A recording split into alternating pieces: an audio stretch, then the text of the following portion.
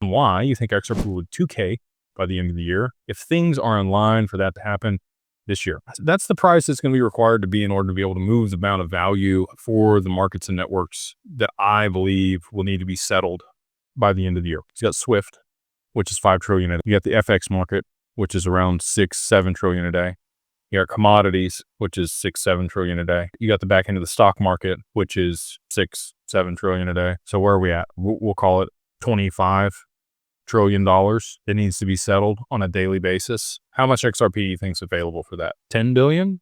10 billion XRP? So if you want to do the math, that would be a $2,500 XRP if it was used one time a day. And there's 10 billion available. Okay. Maybe there's more than that available. Maybe it's used more than that once per day. And in that case, maybe the price is lower than 2K. But you've also got spot ETFs. You've now got businesses buying up XRP as part of their treasury. You've got exchanges that'll likely be using XRP in its DEX for liquidity after Tether goes. You've got other people that are going to utilize XRP for a treasury asset on their balance sheet that are going to want to buy it. Sovereign wealth funds are going to want to buy it. You're going to need XRP to be able to pay fees to tokenize real estate like they are in the Middle East.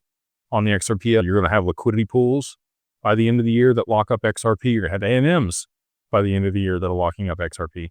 So it's really a lot less available supply than I think people really understand that's going to be available by the end of the year because of all these other catalysts that are going to lock up the XRP. So to move all that value, you might have a couple billion XRP, 5 billion XRP available to settle $25 trillion a day in transaction volume, maybe more. Maybe there's other markets that I haven't even considered that'll be settling across the XRP by the end of the year. I think 2K is very reasonable with all of the different factors that are going to lock up XRP and limit the supply and the availability for the amount of demand that's going to exist for it.